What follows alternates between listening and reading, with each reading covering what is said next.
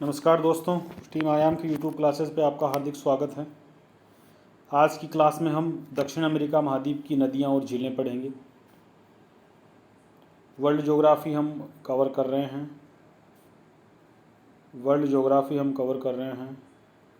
RS और SI के paper के लिए हम वर्ल्ड ज्योग्राफी देख रहे हैं और हम आरएस के सिलेबस में दूसरा जो पॉइंट है नदियां और झीलों का, विश्व ज्योग्राफी में, विश्व भूगोल में हम नदियां और झीलों का टॉपिक कर रहे हैं। तो हम पहुंचे हैं दक्षिणी अमेरिका महाद्वीप में।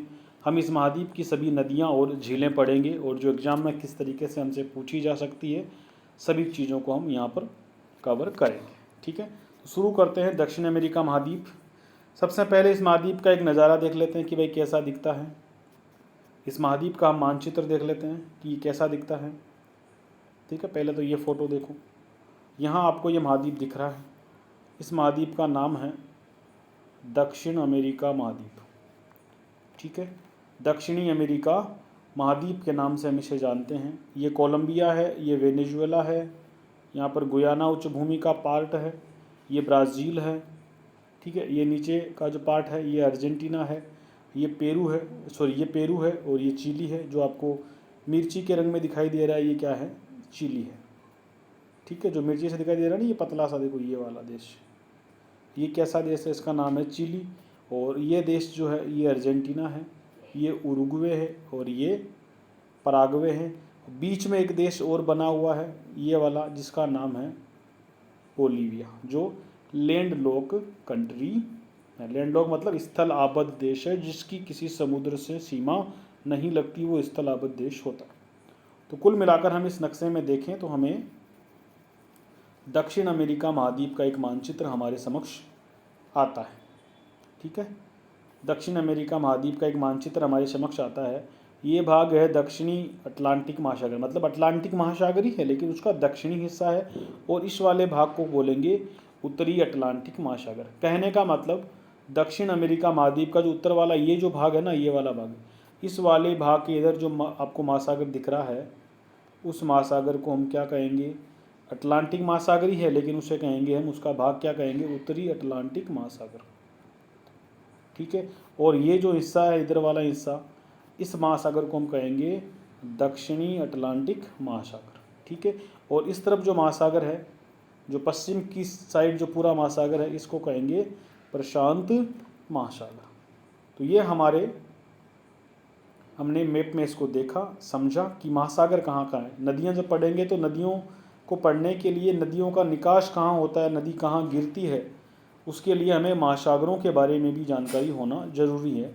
तो हम यहाँ देखा हमने कि दक्षिण अमेरिका महाद्वीप के ये वाला जो पार्ट है, ये वाला साइड है, जिसे हम दक्षिणी पूर्वी कह सकते हैं, उस तरफ जो पानी वाला भाग है, महासागर का हिस्सा है, उसे हम दक्षिणी महासागर कहते हैं। और उत्तर की दिशा में यहाँ जो मेरा पेन घूम रहा है, यहाँ पर जो महासागर है उसे कहेंगे अटलांटिक महासागर ही है, लेकिन वो कौन सा है, उत्तरी अटलांटिक महासागर। चीज़ें क्लियर हुई, आगे बढ़ते हैं। अब हम शुरू करते हैं इसकी नदियाँ कि दक्षिणी अटलांटिक आपका दक्षिणी अमेरिका महासागर दक्षिणी अमेरिका महाद्वीप जो है, उसकी नदियाँ कौन कौन सी हैं, उन्हें हम पढ़ते हैं। सबसे पहले हम नदियों वाला पार्ट कवर करेंगे। नए पेज में देखते हैं, नदियाँ पढ़ते हैं हम इस महाद्वीप की। क्या करते हैं, नदियाँ पढ़ते हैं। ठीक है, नदियाँ पढ़ते हैं। और नदियों में हम क्या करते हैं, नदियों में हम इन्हें दो हिस्सों में बांट लेते हैं। दो हिस्सों में बांटने से हमें नदियाँ थोड़ी सी आसानी से याद हो पाएगी। दो हिस्सों में बांट लेते हैं नदियों को, करनी तो सभी याद है लेकिन दो टुकड़े कर लेता हूँ। एक तो किधर गिरने वाली, एक तो उत्तरी अटलांटिक में गिरने वाली। ठीक है, एक हम कहेंगे दक्षिणी अटलांटिक महासागर में गिरने वाली। ठीक है, तो हम कह सकते हैं उत्तरी अटलांटिक की नदियां और दक्षिणी अटलांटिक की नदियां। मतलब क्या हुआ, देखो दक्षिणी अमेरिका महाद्वीप है, हम उसकी नदियां पढ़ रहे हैं। सभी नदियों को एक साथ करेंगे तो कचरा ज़्यादा हो सकता है, इसलिए मैंने क्या किया, उसके दो भाग कर दिए। महासागर में गिरने के आधार पर उसके हमने दो पार्ट में डिवाइड कर दिया। एक तो वो नदियाँ जो उत्तरी अटलांटिक महासागर में गिरती है, मतलब कि उत्तर दिशा की ओर बहती है। कैसी भाव किधर है, उत्तर दिशा में उनका बहाव होता है वो नदियाँ, ठीक है। और ये नदियाँ वो इनका बहाव किस तरफ होगा, दक्षिण पूर्व की तरफ इनका बहाव होगा। बात समझ में आई। दो भाग हमने नदियों में इस तरह से बनाए, लिखने की आवश्यकता नहीं है, समझना है इसको। अब हम उन नदियों के एक बार तो नाम लिख लेते हैं कि भाई उनको एटलीस्ट उनके नाम तो हमें पता हो, याद तो बाद में कर लेंगे, ठीक है। तो पहले हम उत्तरी अटलांटिक में गिरने वाली नदियों को देखते हैं, मतलब जिन नदियों का बहाव उत्तर दिशा की ओर है, हम एक बार उनको देख लेते हैं कि वो कौन कौन सी नदियां हैं जिनका बहाव उत्तर दिशा की ओर बना हुआ है। कहाँ पर, दक्षिणी अमेरिका महाद्वीप में। तो सबसे पहले एक नदी हम पढ़ते हैं जिसका नाम है ओरिनिको नदी। क्या नाम होगा, ओरिनिको नदी। ये लो जी, ओरिनिको नदी हुई। उसके बाद एक नदी और है जो बहुत फेमस है, नाम हुआ उसका अमेजन नदी। नाम क्या हुआ उसका, अमेजन नदी याद हुआ हमें। और दो नदियां जिन्हें हमें जुड़वां याद रखना है, अरागोनिया और टोंकेटिश। क्या याद करना है, अरागोनिया, अरागोनिया टोंकेटिश। जैसे हम गंगा यमुना ऐसे याद रखते हैं ना, उसी तरीके से हमें दो जुड़वा नदियां याद करना है। तो ये तीन नदियां हमें कह सकते हैं कुल मिलाकर जो उत्तरी अटलांटिक महासागर में हमें इनको गिराना है, इनका प्रवाह बताना है। एक तो ओरिनिको नदी याद रखनी है, ठीक है। दूसरी अमेजन नदी याद रखनी है। तीसरी अरागोनिया टोंकेटिश नदी याद रखनी है। एक नदी और लिख लो, क्या पता सवाल आ जाए। नाम है उसका हमें जीगू नदी। क्या करना है, सिर्फ नाम याद करना है। जीगू नदी किधर गिरेगी, उत्तरी अटलांटिक महासागर की तरफ गिरेगी, हमें इसको याद करना है। अब हम आते हैं वापस दक्षिणी अटलांटिक की तरफ बहाव वाली, दक्षिणी अटलांटिक में गिरने वाली नदियाँ कौन सी है। तो सबसे पहले जो नदी हमें याद करनी है उसका नाम है साओ फ्रांसिस्को। क्या नाम याद करना है, साओ फ्रांसिस्को। साओ फ्रांसिस्को नदी, ये इसका बहाव किधर है, इसका अटलांटिक महासागर में ही गिरेगी, लेकिन बहाव किधर है, दक्षिण वाले पार्ट में है, दक्षिणी अटलांटिक महासागर में हम इस कह सकते हैं कि इसका बहाव बना हुआ, ठीक है। दूसरा हम कहेंगे पराना, पराना नदी समूह कह लो आप इसको। ये तीन नदियों का एक ग्रुप है, पराना नदी समूह। इसमें तीन नदियां हैं, देखो, पराना प्लस पराग्वे और उरुग्वे। ये तीनों नदियां आपको एक साथ याद रखनी है, ठीक है। मुख्य नदी आप कह सकते हो कि इनकी कौन है, पराना है। तो पराना के अंदर पराग्वे और उरुग्वे नदियां आकर के मिल जाती है, तो तीनों नदियों का एक समूह है, इन्हें पराना पराग्वे उरुग्वे नदियां हम कहते हैं। ये भी किधर गिरती है, ये भी दक्षिण वाले हिस्से की ओर गिरती है। कहाँ गिरती है, दक्षिण वाले हिस्से की ओर गिरती है। एक और नदी आपको याद कर लेनी है, नाम है कोलोरेडो नदी। सुना होगा कहीं ना कहीं आपने, नाम क्या है, कोलोरेडो नदी। कोलोरेडो नदी किधर गिरेगी, ये भी दक्षिण की दिशा में ही गिरेगी। और एक और नदी याद रखनी है, निग्रो नदी। निग्रो नदी, निग्रो नदी दक्षिण की दिशा में बहाव इसका भी मानना। निग्रो नाम से दो नदियां मिलेगी, एक और नदी है अभी उसके बारे में बताऊंगा, लेकिन फिलहाल इस निग्रो नदी को आप याद रखो। तो कुल मिलाकर हमारे सामने ये नदियां हमें मिली। एक और सबसे बड़ी जानकारी लिख लो, ध्यान रखना सभी नदियां जो है ना, सभी नदियां कहाँ गिरेगी, अटलांटिक महासागर में गिरेगी, इस बात का ध्यान रखना। दक्षिण अमेरिका के पूरे महाद्वीप में जितनी भी नदियां हैं, अगर वो किसी महासागर में गिरेगी तो उनका महासागर कौन सा होगा, अटलांटिक महासागर। प्रशांत क्यों नहीं होगा, क्योंकि प्रशांत महासागर वाली दिशा में एंडीज पर्वतमाला फैली हुई है, तो उस पर्वत के पार वो नहीं जाती। पर्वत का ढाल किधर है, अटलांटिक महासागर वाली दिशा की ओर है, मतलब पूर्वी दिशा की ओर एंडीज पर्वतमाला का ढाल है। इसलिए दक्षिण अमेरिका महाद्वीप की सभी नदियां जो है वो किधर गिरेगी, अटलांटिक महासागर में गिरेगी। और उसके आधार पर ही हमने दो वर्गीकरण बना लिए, एक तो उत्तरी अटलांटिक, एक हमने कहा कि दक्षिणी अटलांटिक। नदियों के नाम हमने लिख लिए। आगे चलते हैं, एक एक करके इनको पढ़ना शुरू करते हैं और मैप में भी दिखाएंगे कि कौन सी नदी कैसे है और कहाँ पर है। ठीक है, तो सबसे पहले हम जिस नदी का बात करेंगे जिसका नाम होगा ओरिनिको नदी। क्या नाम होगा? ओरिनिको नदी। ये लो, ओरिनिको नदी। सबसे पहले हमें उसका उद्गम ध्यान रखना है। नदी का एक ही काम है, हमें उद्गम, थोड़ा बहुत भी डिटेल पढ़ते हैं तो उद्गम। महाद्वीप कौन सा है? दक्षिण अमेरिका, हमें याद है। तो इसका उद्गम हम देखेंगे। इस नदी का उद्गम क्या है? गुयाना उच्च भूमि। क्या है? गुयाना उच्च भूमि। गुयाना हाईलैंड अंग्रेजी में कहेंगे, हिंदी में लिखेंगे तो शुद्ध रूप से गुयाना उच्च भूमि उसे कहेंगे। तो इस नदी का उद्गम क्या है? गुयाना उच्च भूमि।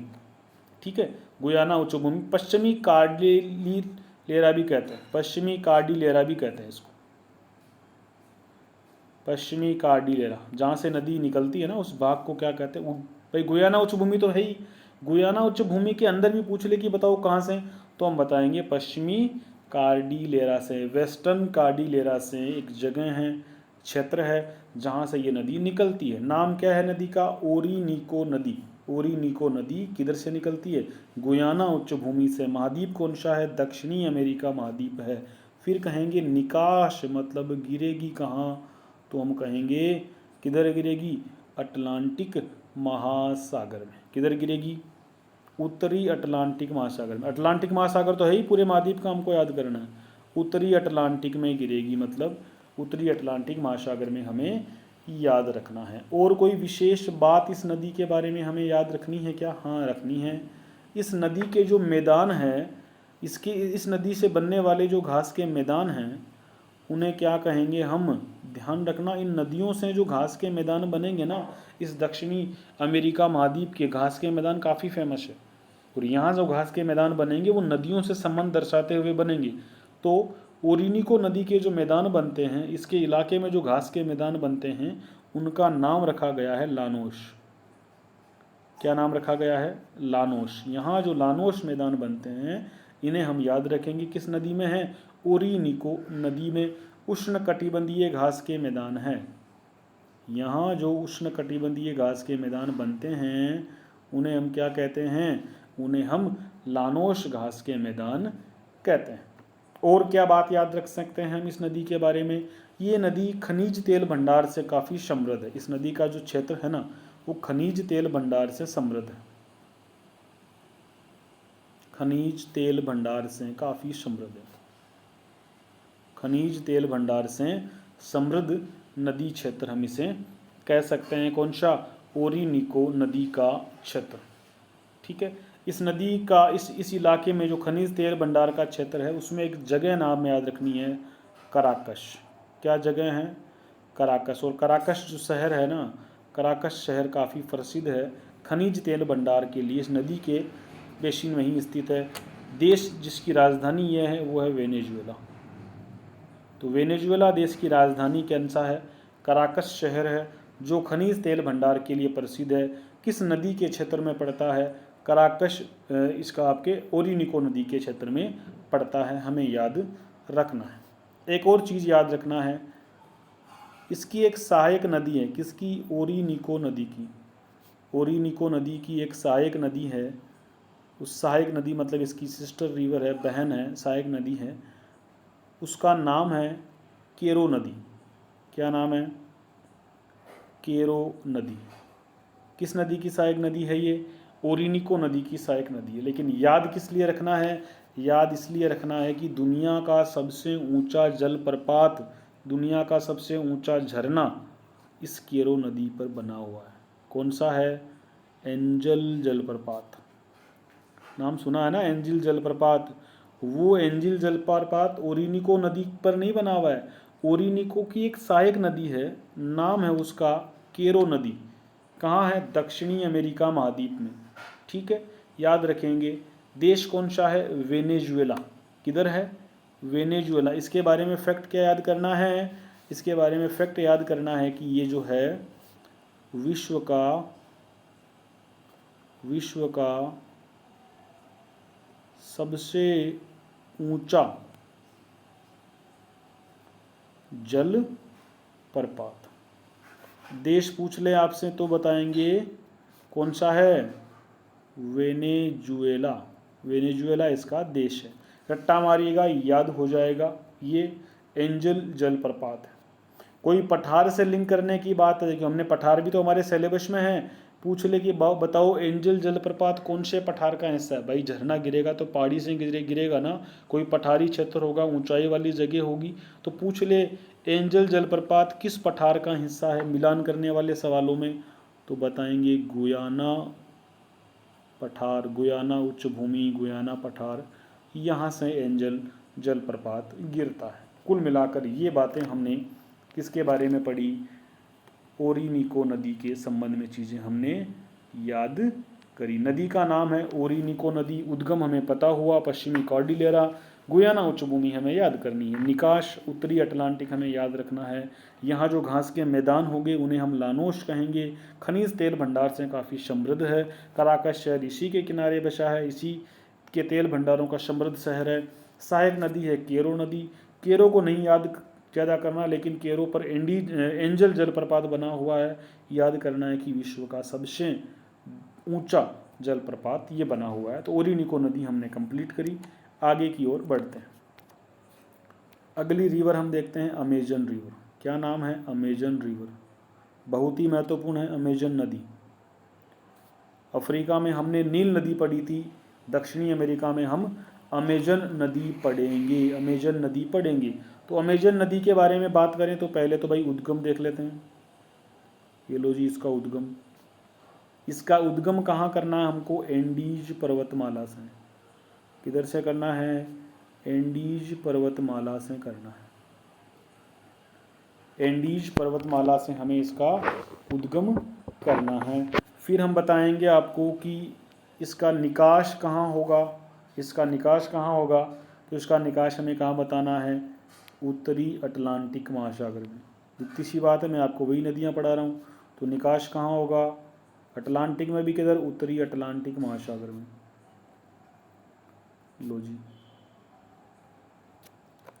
ठीक है। फिर हम ये कहेंगे कि इसकी एक और विशेषता हमें याद करनी है, किसकी, अमेजन नदी की। तो अमेजन नदी की विशेषताओं में पूछे आपसे क्या याद हो तो बताना है कि विश्व की दूसरी सबसे लंबी नदी। क्या बताना है, विश्व की दूसरी सबसे लंबी नदी कौन सी नदी, अमेजन नदी। अब जब विश्व की सबसे लंबी हमें पता है नील नदी है, दूसरी सबसे लंबी ये हुई, तो ऑटोमेटिक दक्षिण अमेरिका की सबसे लंबी नदी सबसे बड़ी नदी हुई ना हुई। इसीलिए याद कर लेना कि दक्षिण अमेरिका की भी ये सबसे लंबी नदी है। फिर हम पूछें कि अपवाह क्षेत्र के हिसाब से सबसे बड़ी नदी है। इस बात को ध्यान करना, ये लिखा आ जाए अपवाह क्षेत्र, शब्दों पर गौर करिएगा, या बेसिन। अपवाह क्षेत्र या बेसिन के अनुसार के हिसाब से कह लो, हिसाब से विश्व की सबसे बड़ी नदी कौन सी है, अमेजन। मतलब इसका जो बहाव क्षेत्र है ना, ये जो जितना एरिया कवर करती है उतना नील नदी भी नहीं करती। जितना ये नदी जितना एरिया कवर करती है, जितने भाग में ये बहती है, जितनी ज़्यादा इसकी सहायक नदियां हैं, उतनी बड़ी तो नील भी नहीं है। नील की हालांकि बेशक नील की लंबाई सबसे ज़्यादा है, लेकिन अगर अपवाह क्षेत्र का मतलब क्या होता है, जितना एरिया ये कवर करती है। बेसिन का मतलब ही क्षेत्र होता है, जो नदियों का क्षेत्र होता है उसे बेसिन कहते हैं। तो जितना एरिया ये नदी कवर करती है उतना दुनिया में कोई दूसरी नदी कवर नहीं करती। इसलिए कहेंगे कि अपवाह क्षेत्र यानी कि बेसिन के हिसाब से विश्व की सबसे बड़ी नदी है। और लंबाई के हिसाब से देखें तो ये नहीं है, लंबाई के हिसाब से नील है। दोनों को अलग अलग तरीके से याद हमको रखना है। ठीक है, थोड़ी सी और जानकारी इसके बारे में लेनी है। इसकी सहायक नदियाँ भी आपको देखनी है, इसकी सहायक नदियाँ भी आपको देखनी है, इसकी सहायक नदियाँ आपको देखनी है। और उसको आप एक चित्र के हिसाब से बनाओ, ऐसे मत बनाओ, यूँ बना लो। ये तो क्या हुई, अमेजन हुई। ठीक है, इस अमेजन में आपको कुछ सहायक नदियाँ ऐड करते जाना है। इस अमेजन में आपको कुछ सहायक नदियाँ ऐड करते जाना है। ठीक है, तो वो सहायक नदियों को आपको याद कर लेना, पूछ लेते हैं कभी कभार कि ये नदियाँ सहायक नदियाँ किसकी है। जो महत्वपूर्ण नदियाँ होती है उनकी हमको याद रखनी पड़ती, जैसे हमने नील में देखी थी, है ना, वाइट नील थी, ब्लू नील थी, अताबारा उसमें जुड़ी थी एक। इसी तरीके से हमें अमेजन की भी कोई सहायक नदियाँ हैं तो उन्हें याद करना है, तो याद रखनी है। एक नदी सहायक इधर से है, उसका नाम है जापुरा, और एक नदी और है जिसका नाम है निग्रो।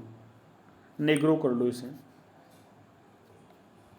नेग्रो, निग्रो भी कह सकते हैं, ठीक है।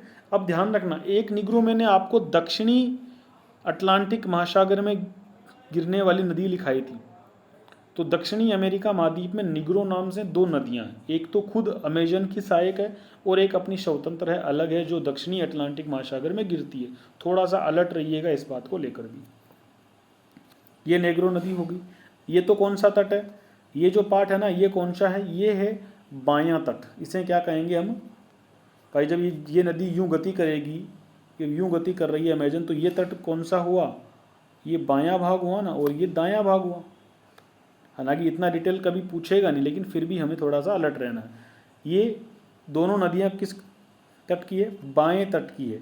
अब अगर कहें कि दाएं तट की नदी बताओ, दाएं तट की बताओगे तो दाएं तट की एक तो हमें बतानी है पुरुष नदी। क्या नाम रखा, पुरुष नदी। और एक और नदी है जिसका नाम रखना है मदिरा। मदिरा शराब वाला नाम है ना, मदिरा, वो याद करनी है। तो हमें अमेजन की सहायक नदियों के रूप में 4 नदियां याद रखनी है। एक तो जापुरा है, निग्रो है, और पुरुष है, और मदिरा है। क्लियर। तो हमको MNP तो याद हो जाएगी। देखो इसका कोड बनाओ तो M बनेगा, निग्रो से N बन जाएगा और P बन जाएगा, MNP, और ये जापुरा से J याद कर लेना, ठीक है। तो JMNP एक कोड बन जाएगा आपका, JMNP एक कोड बन जाएगा, जो नदियों का कोड बन जाएगा, सहायक नदियों का, ठीक है। MNP तो याद कर सकते हो ना, तो ऐसे एक कोड बना के याद कर लेना। और नहीं बनता है कोड बनाने की इच्छा नहीं है तो ऐसे ही याद रखना पड़ेगा, कोई ऑप्शन आपके पास नहीं है, ठीक है। तो ये हमने इसके बारे में अब तक इतनी जानकारी पढ़ी। यहाँ के जो मैदान होंगे, अब इन नदियों का एक क्षेत्र बन गया ना, देखो अब देखो इनका पूरा इलाका बन गया एक, ये क्या बन गया, अमेजन का एक अमेजन बेसिन बन गया ना। ये पूरा क्या बन गया, इस पूरे इलाके को क्या कहेंगे, अमेजन बेसिन कहेंगे। अमेजन का प्रवाह क्षेत्र ये माना जाएगा। और यहाँ जो मैदान होंगे, जो वन होंगे, उन्हें क्या कहेंगे, शेलवास कहेंगे, शेलवास वन कहेंगे, या फिर शेलवास मैदान कहेंगे। और बहुत ही घने वन हैं, घने क्षेत्र है, अत्यधिक वनस्पति यहाँ पर पाई जाती है, अत्यधिक वनस्पति, बहुत ज़्यादा वनस्पति। और इसके अमेजन के जो वन है ना, अमेजन वनों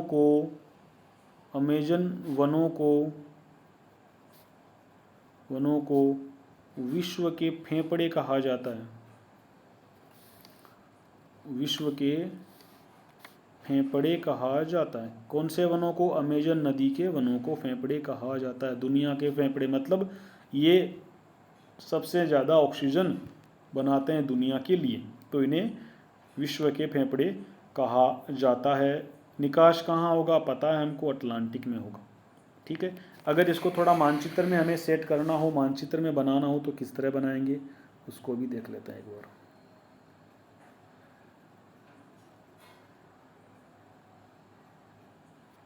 ये हमारा दक्षिणी अमेरिका महाद्वीप का मानचित्र बना।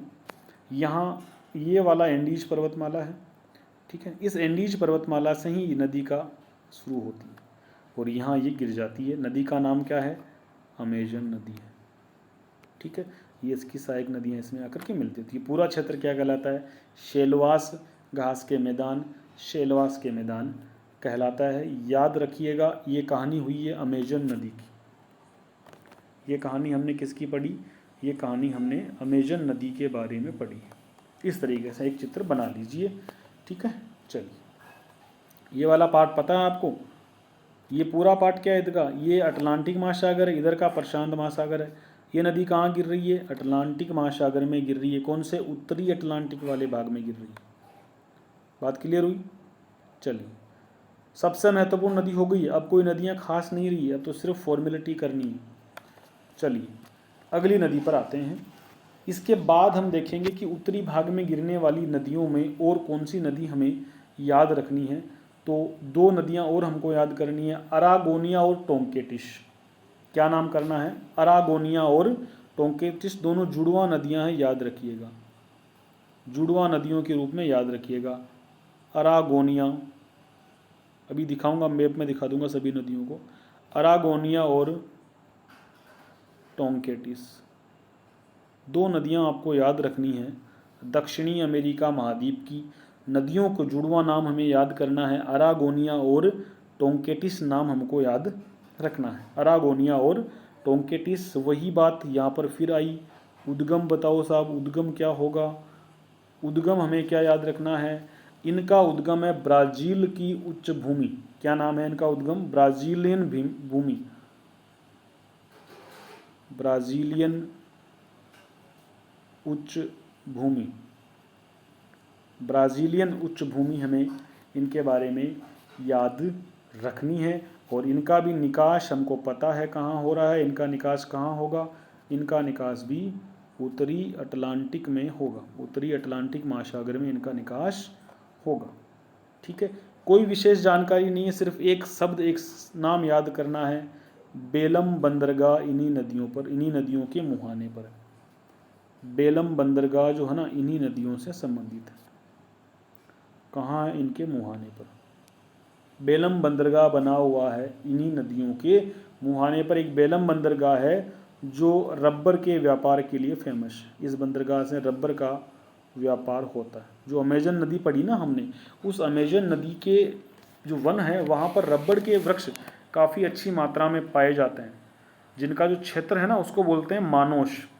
वहाँ से जो रबर होता है, उस रबर को इस नदी के द्वारा, इस नदी के में नौवहन करते हुए उधर उत्तरी अटलांटिक महासागर की ओर जाया जाता है। और महासागर में बंदरगाह बना हुआ है वहाँ पर मुहाने पर, उसका नाम है बेलम बंदरगाह। हमको याद रखना है। नदियों के नाम हमें याद हुए, अरागोनिया और टोंकेटिश, अरागोनिया और टोंकेटिश। इनको अगर मानचित्र में हमें इनको अगर लगाने की ज़रूरत पड़ी, ठीक है, यहाँ अगर लगाने की जरूरत पड़ी, यहाँ दो नदियाँ हमको रखानी है। और दोनों नदियाँ किधर है? यहाँ आकर गिरेगी। ये हमारी हुई कौन सी नदियाँ? अरागोनिया और टोंकेटिश। ये तो अरागोनिया है और ये कौन सी है? टोंकेटिश। ए और टी कोड से दोनों नदियों को याद रखेंगे। तो अरागोनिया और टोंकेटिश नदियाँ हमको याद हुई, अरागोनिया और टोंकेटिस। ये हमारी उत्तरी अटलांटिक महासागर में गिरने वाली नदियाँ हमने कंप्लीट करी। आगे बढ़ते हैं, नए पेज पर चलते हैं, नई नदी को देखते हैं। ठीक है, आप अमेजन को मैप में देखना चाहोगे? पिछली बार हमने मैप में अमेजन को नहीं दिखाया। चलिए यहाँ दिखा देते हैं। ये दिख रहा है आपको? चलिए, ये जो भाग दिख रहा है ना, देखो ये वाला, ये अमेजन नदी। ये नदी कौन सी है? अमेजन नदी है। यूँ निकलती है, ठीक है, फिर इसमें इधर से नदियाँ मिलती है, इधर से मिल जाती है। ये पूरा क्षेत्र किसका बन जाता है?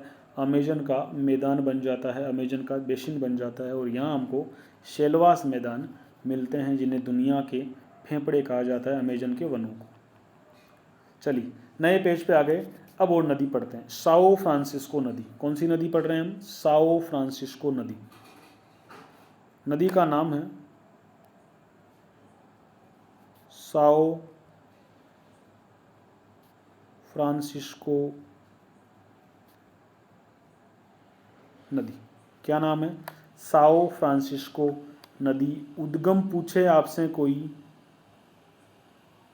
उद्गम पूछे आपसे कोई, तो आप क्या बताओगे? ब्राज़ील उच्च भूमि, ब्राज़ीलियन उच्च भूमि, ब्राज़ीलियन उच्च भूमि, ब्राज़ीलियन उच्च भूमि। देखो जो इधर पूर्व का हिस्सा है ना, पूरा का पूरा दक्षिण अमेरिका, वो पूरा का पूरा ब्राज़ील है, बहुत बड़ा देश है ब्राज़ील। यहाँ से नदी निकल रही है ब्राज़ीलियन पठार से, ब्राज़ील की उच्च भूमि से। नाम है उसका साओ फ्रांसिस्को। निकास पूछें तो बताएंगे अटलांटिक महासागर, भाई दक्षिणी अमेरिका की सारी नदियाँ अटलांटिक में गिर रही है, कोई विशेष बात नहीं है, लेकिन किस साइड में है, दक्षिणी अटलांटिक में गिर रही है, इस बात को थोड़ा याद रखेंगे। कोई खास नहीं करना, सिर्फ नाम याद किया, उद्गम हमको ब्राज़ीलियन उच्च भूमि की ओर दिखाना है। मैप में बनाकर देख लेते हैं।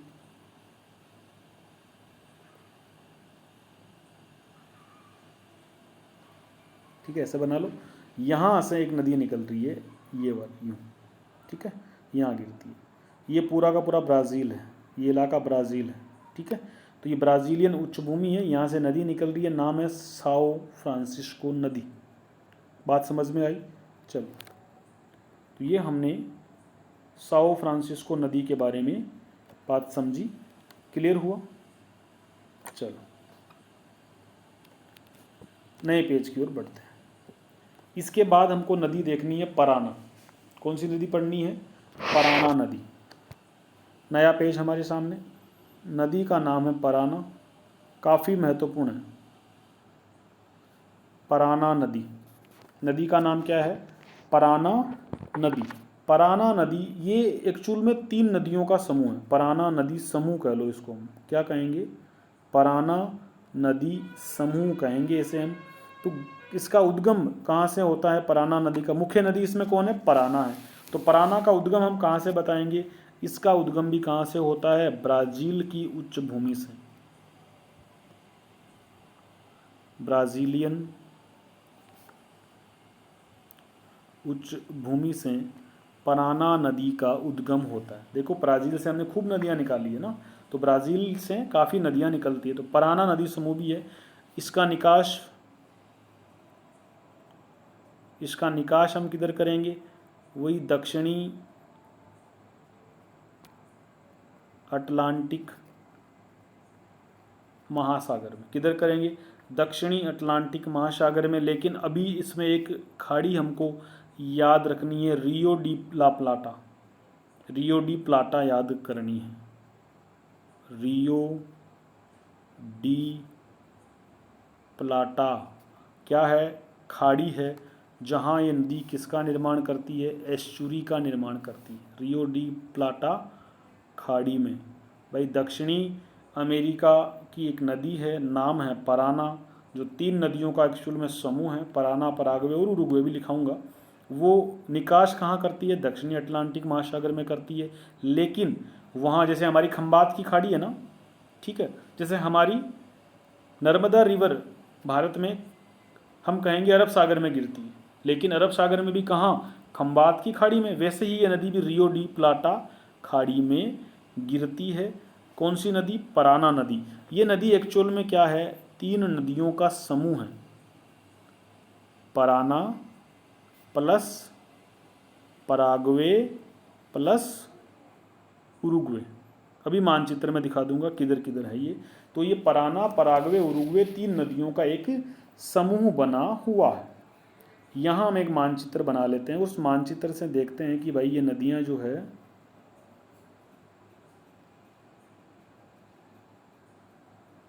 ये लो जी, ठीक है। इससे हमें ये समझना है कि भाई ये जो नदियाँ आएगी ये कैसे हैं। यहाँ ब्राज़ीलियन उच्च भूमि से नदी निकल करके आती है, नाम है उसका पराना।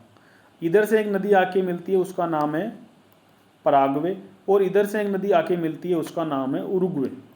ये तो है पराना, ठीक है, इसका नाम है पराग्वे, और ये जो नदी है इसका नाम है, इसको दूसरे पेन से कर लेते हैं। चलो, ये हुई। इस नदी का नाम है पराना, इसका नाम है पराग्वे, और इधर से आके मिली उरुग्वे। क्या नाम हुआ? उरुग्वे।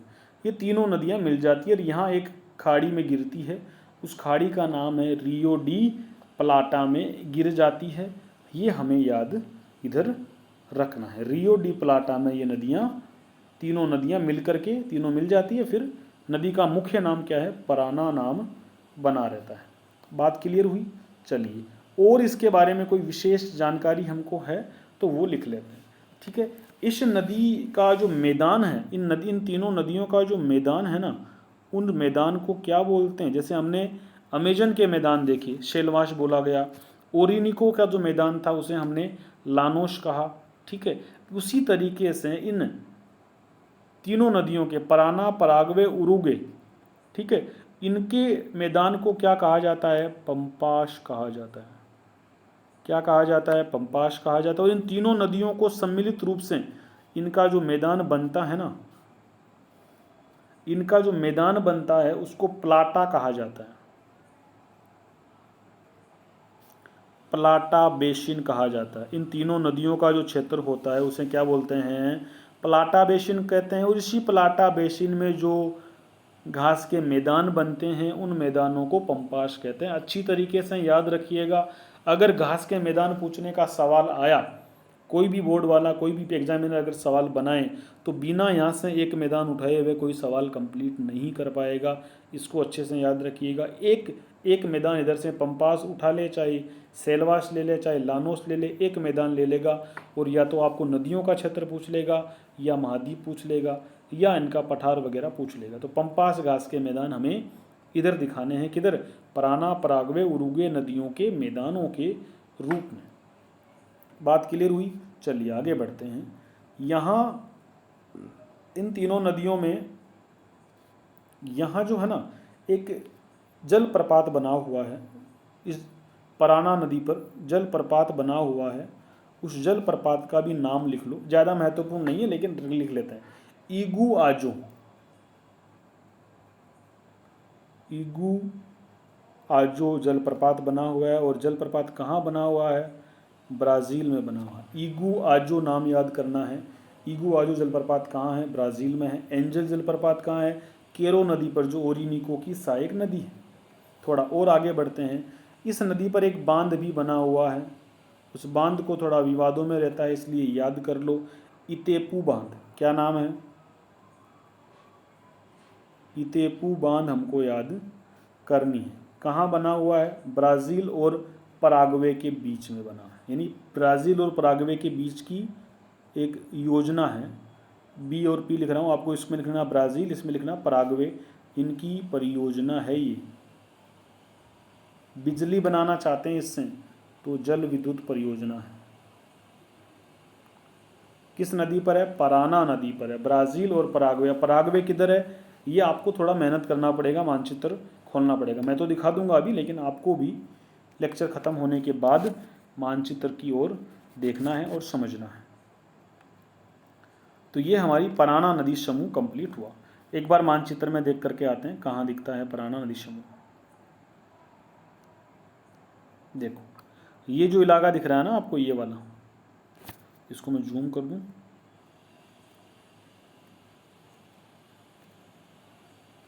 यहाँ जो आपको दिखेगा उसे हम कहेंगे पराना नदी समूह। देखो ये आ रही पराना, ठीक है। इसमें इधर से पराग्वे आकर के मिली, इधर से आपकी उरुग्वे आकर के मिली। ये जो नदी क्षेत्र है इसे हम क्या कहेंगे? यहाँ जो मैदान आएंगे उनको कहेंगे पंपास, इनका मैदान कहेगा प्लाटा।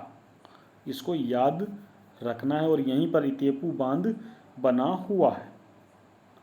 बात समझ में आई? चलिए आगे बढ़ते हैं। अब तो कुछ खास रहा नहीं है, 1 मिनट। चलो,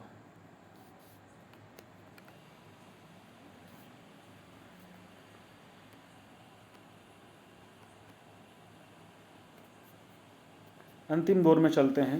2 नदियाँ और हमको याद करनी हैं। 2 नदियाँ हमको और याद करनी है। कोलोराडो नदी याद करनी है। क्या नाम लिखेंगे? कोलोराडो नदी। ये लो जी, कोलोराडो नदी। कोलोराडो नदी हमें याद करनी है।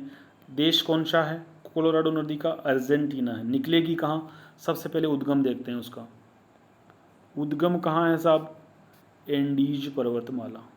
क्या नाम है? एंडीज पर्वतमाला। पढ़ी थी ना हमने पहले लेक्चर में उधर, तो वहाँ से हमको वापस उसको उठाना है, याद रखना है। एंडीज पर्वतमाला। देश कौन सा है? फुल्ली हमको एक ही देश याद करना है, नाम हुआ अर्जेंटीना से निकलती है। निकाश कहाँ होगा? निकाश कहाँ होगा? वही दक्षिणी अटलांटिक, क्या नाम हुआ? दक्षिणी अटलांटिक। लेकिन दक्षिणी अटलांटिक लिखने से काम नहीं चलेगा, हमें एक खाड़ी भी लिखनी है, नाम होगा ब्लांका की खाड़ी। जैसे हमारे भारत में खंबात की खाड़ी है, वैसे उधर ही कोई खाड़ी होगी जिसका नाम होगा ब्लांका की खाड़ी, दक्षिणी अटलांटिक महासागर में। ये लो जी, ये हमारी कोलोराडो नदी हुई। ठीक है, दिशा किधर होगी? पूर्व की तरफ होगी, एंडीज से निकलती है तो पूर्व की तरफ दिशा दिखानी पड़ेगी। मानचित्र बना के देख लेते हैं, समझ में आ जाएगा। यूं निकलती है, देखो यूं, ये वाली ऐसे निकलती है, तो उसे हम कहेंगे कोलोराडो नदी। चलिए, ये क्लियर हुआ। इसके बाद और नदी देखें तो उसका नाम होगा निग्रो नदी। एक निग्रो हमने पढ़ी थी अमेजन की सहायक नदियों में, लेकिन यहाँ अलग से निग्रो पढ़नी है। नाम देख लो साहब, निग्रो नदी। निग्रो नदी कुछ विशेष नहीं है, निग्रो नदी में हमें सिर्फ नाम याद करना है। उद्गम कहाँ होगा? एंडीज पर्वतमाला। उद्गम कहाँ होगा? एंडीज पर्वतमाला में उद्गम होगा। ठीक है, देश पूछे आपको गलती से कोई तो बता देंगे साहब ये भी कहाँ से निकलती है, अर्जेंटीना से निकल। नीचे वाला जो देश है ना वो अर्जेंटीना है। मानचित्र में जाके देखना, देशों को याद करना, एक दो बार रिपीट करेंगे याद हो जाएगा। ठीक है, चलो निकाश पूछ ले कि भाई निकाश कहाँ है, निग्रो नदी का निकाश कहाँ है, तो हम कहेंगे वही दक्षिणी अटलांटिक। लेकिन खाड़ी पूछ ली, इनकी खाड़ी लिखी हुई होती है, तो हम कहेंगे मेंटियास की खाड़ी। क्या हुआ? मेंटियास की खाड़ी। किस नदी का निकास है? निग्रो नदी का निकास। इसकी दिशा भी किधर है भाई साहब? पूर्व की है, याद रखने की आवश्यकता नहीं पड़ेगी। क्लियर हुई बात? चलो, ये हमारी निग्रो नदी कंप्लीट हुई। अब एक छोटा सा पार्ट और बच गया। ठीक है, उसका नाम होगा, कुछ एक दो नदियाँ और बची हुई है जिनको याद कर लो। एक नदी और रख लो, जीगू नदी। अन्य कौन सी करनी है? जीगू नदी। मुझे भी याद आई, पहले वहाँ भूल गए थे। जीगू नदी, जीगू नदी देख लो कहाँ गिरती है?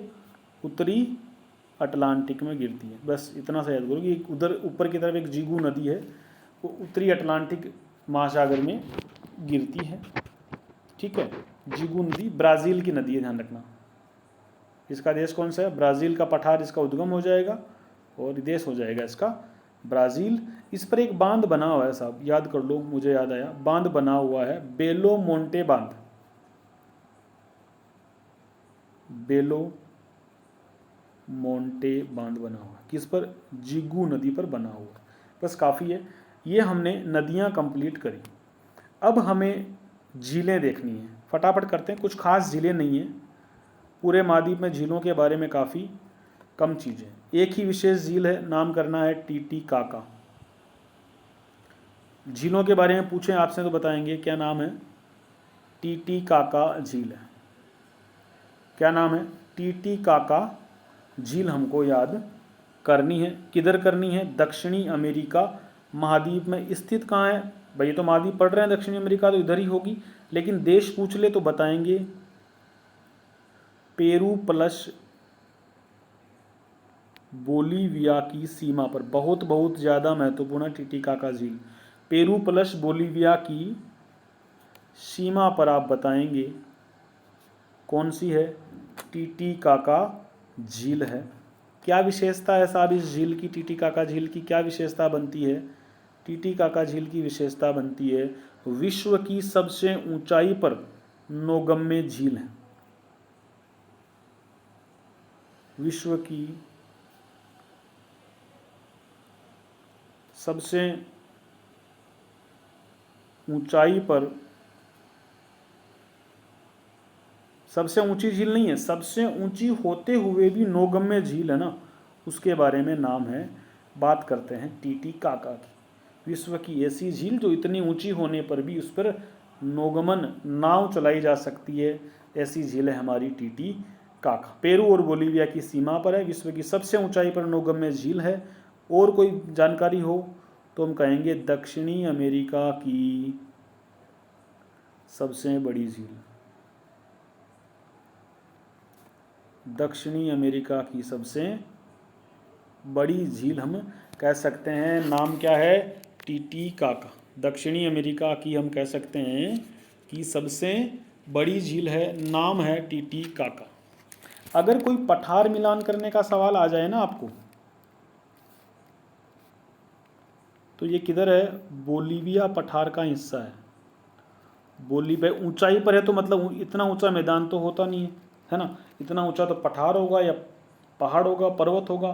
तो बोलीविया पठार, और हमको बताना है कि एंडीज पर्वत, दोनों ही इसी बोलीविया पठार और एंडीज पर्वत दोनों ही हमें बताने हैं कि ये टीटीकाका झील इन्हीं पर बनी हुई है। तो अगर पूछे कि बोलीविया झील किस पर बनी हुई है, सॉरी आपका टीटीकाका झील किस पर बनी हुई है? बोलीविया पठार पर बनी हुई है।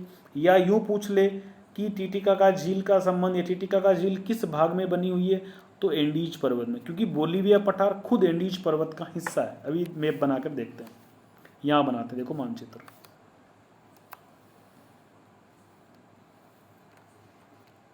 ठीक है, ये जो है ना, देखो आपको ये अफ्रीका की तरह बना गया ना। अफ्रीका और दक्षिण अमेरिका थोड़े समान से हैं मानचित्र में देखने में, थोड़ा लंबा करना पड़ता है इसको, तब जाके सही बनता है ये।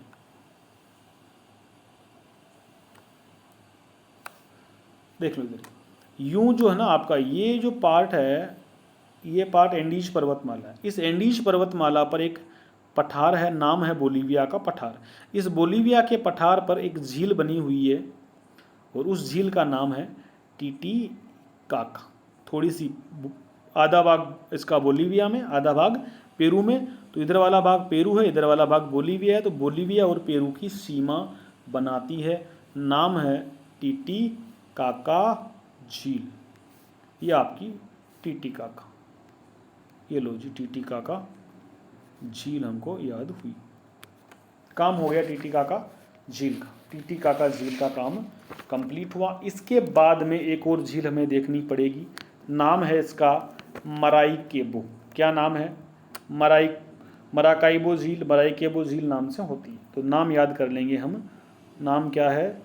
मराकाइबो झील। मराकाइबो झील ये भी किधर की झील है? दक्षिणी अमेरिका की झील है। दक्षिणी अमेरिका के उत्तरी भाग में है। देश कौन सा है? वेनेजुएला। देश कौन सा है? वेनेजुएला में है। ये क्या करती है? ये ऐसी झील है जो समुद्र से लगी हुई है।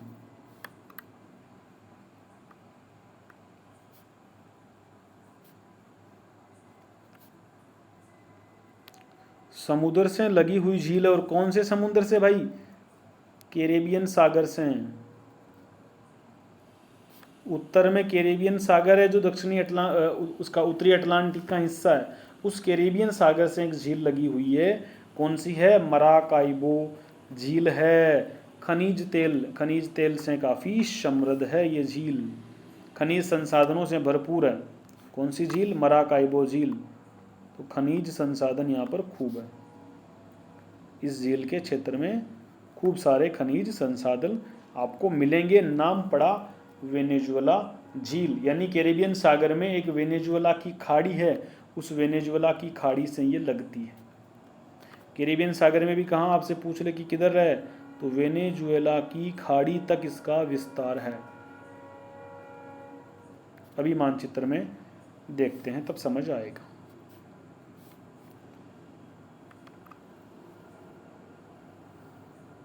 यूँ देखो, यहाँ पर लगी हुई है झील, ये वाली, ऐसा, ये यूँ बनाते हैं इसको, यूँ बनी हुई है, और यूँ करके ये जो झील है ना आगे की तरफ निकलती है। तो ये हमारी मराकाइबो झील है। मराकाइबो झील है। देश कौन सा याद करने हैं? वेनेजुएला हमको याद करना है। ठीक है, इसके बाद छुटकू सी झीलें दो याद और करनी है, कोई विशेष नहीं है। उनको मैं एक ही मानचित्र में सब कुछ बता देता हूँ कि कैसे याद करना है।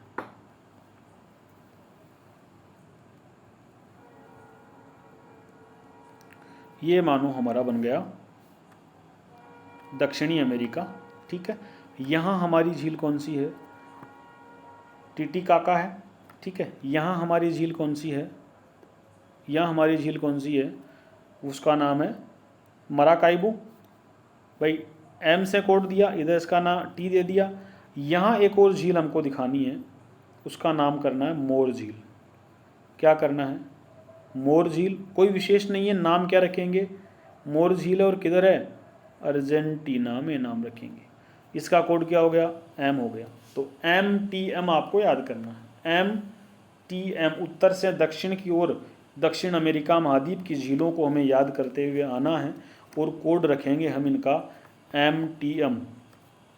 लाल रंग से कोड दिखा दूं ताकि याद रह जाए आपको।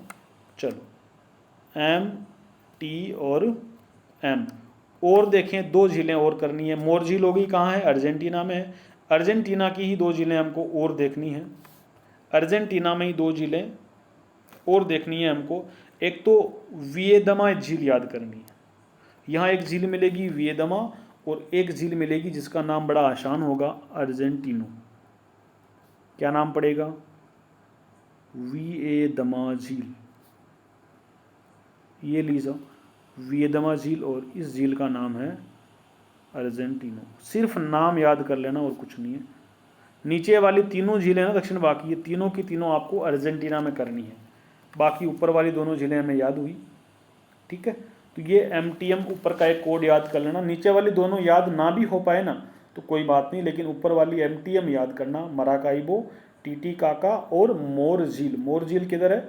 अर्जेंटीना में है। वियेदमा झील भी अर्जेंटीना में है, और अर्जेंटीनो झील भी किधर है? अर्जेंटीना में है। तो इस प्रकार से हमने दक्षिणी अमेरिका महाद्वीप के नदियाँ और झीलों को एक साथ कंप्लीट किया। रिपीट करते रहिए, याद करते रहिए, रिवीजन करते रहिए, नोट्स बनाते रहिए। चीज़ें आसान होती जाएगी, अच्छे से याद हो जाएगी। सभी चीज़ें कवर करने का प्रयास कर रहा हूँ, छोड़ नहीं रहा, फॉर्मेलिटीज़ नहीं कर रहा हूँ, एक एक करके लिखाता रहा हूँ, तो आपको याद हो जाएगी। लिखते रहिए। अगले लेक्चर में एक नए महाद्वीप की नदियाँ और झीलें करेंगे। तब तक के लिए धन्यवाद। मेरी तरफ से ऑल द बेस्ट।